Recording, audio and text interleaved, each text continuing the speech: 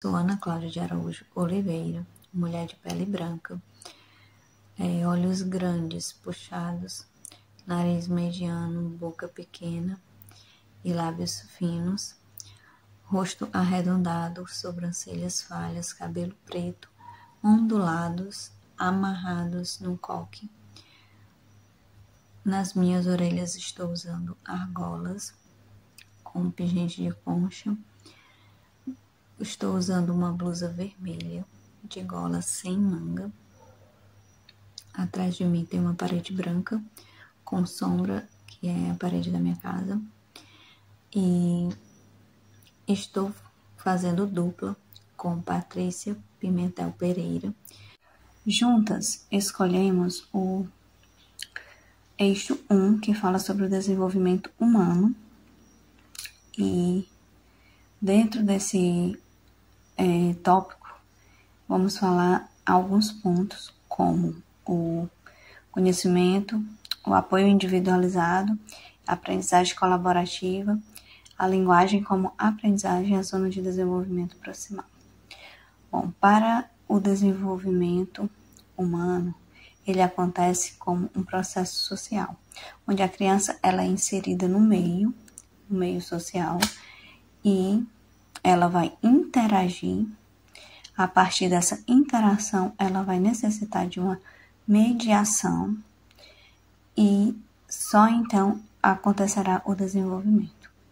Como é isso? A criança ela vai interagir com o meio social, onde ela vai ter o conhecimento da cultura do outro, mas necessitará também da mediação do terceiro, para que esse conhecimento ele seja internalizado e apreendido pela criança, fazendo assim com que ela se desenvolva. Nesse ponto, encontramos a zona de desenvolvimento proximal, que é o que a criança ela já sabe fazer sozinha e o que ela faz, mas com a ajuda de outra pessoa ou de uma criança mais experiente, né? É entre esse conhecimento que ela faz só e o conhecimento de algo que ela faz, mas com ajuda. Isso se chama desenvolvimento, a zona de desenvolvimento proximal, que é fundamental, né? Onde o outro ele tem um papel fundamental para que a aprendizagem da criança aconteça e esse desenvolvimento ele venha a fluir no processo de aprendizagem. E para que esse processo de aprendizagem ele seja concretizado, entra a linguagem como aprendizagem, que é onde a criança vai internalizar o significado de determinado objeto ou situação através da linguagem, onde favorece a organização mental e a expressão. A criança ela vai poder se expressar, o indivíduo, né, ele vai se expressar através da linguagem, tanto a linguagem falada como a linguagem corporal, onde ela vai demonstrar o que ela aprendeu e o que ela precisa aprender, né, o que ela ainda precisa desenvolver. Então, é através da linguagem, dos símbolos, que a criança, o indivíduo, vai demonstrar esse desenvolvimento, essa aprendizagem. O apoio individualizado, que cada ser ele tem o seu tempo, né, para atingir determinada aprendizagem. A aprendizagem colaborativa, ela entra aí também, nesse caso, para ajudar a ampliar o horizonte dessa criança que necessita desse desenvolvimento, onde ela não consegue fazer sozinha, né? É incluir aquela criança sem deixar que ela, sem limitar sua potencialidade, de forma afetiva e intencional, né?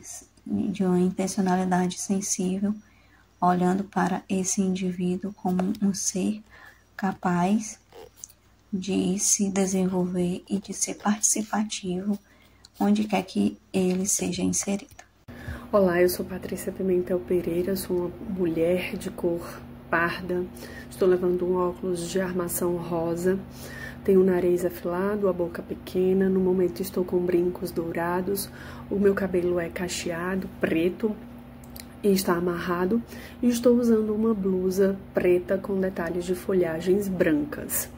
Eu estou fazendo esse trabalho com a Ana Cláudia de Araújo. Nós resolvemos falar sobre o eixo 1, que é o desenvolvimento humano, baseado nas teorias de Vygotsky. E vamos abordar temas como o aprendizado colaborativo, o apoio individualizado, o desenvolvimento da linguagem e a zona de desenvolvimento proximal. Durante os meus estudos, o que eu pude perceber é que falar de Vygotsky é a máxima de que ninguém está sozinho. E a gente leva isso, né, ou vive isso dentro da nossa realidade como professor. Não só apenas para o público da educação inclusiva, né? Acho que de todos o visto aqui, e de todos esses tópicos, é que a teoria de Vygotsky, ela é importante, ela é fundamental para a gente entender o desenvolvimento humano, na perspectiva, principalmente na perspectiva da educação inclusiva. Porque falar de Vygotsky, como eu disse, é falar de que ninguém está sozinho, né? Por quê? Porque a partir do momento que a gente promove uma interação social, que a gente traz para dentro da sala de aula um aprendizado colaborativo, um apoio individualizado, essa linguagem vai sendo desenvolvida, né? E aí, o aprendizado colaborativo, por exemplo, trazendo para a minha realidade, é quando eu faço trabalhos em grupos, né? É quando eu junto todo mundo e vamos trabalhar aqui em grupo, vamos dividir em vários grupos, vamos ver o que você sabe e o que o outro não sabe, para a gente poder caminhar também junto, né? E se perceber como ser humano. Claro que é muito importante que a gente tenha dentro da educação inclusiva um profissional de AEE. A minha escola tem, mas esse apoio ele não é 100%. Então cabe a mim como professor, e eu desejaria muito que outros professores também seguissem, que é um plano desenvolvido especificamente para aquele aluno.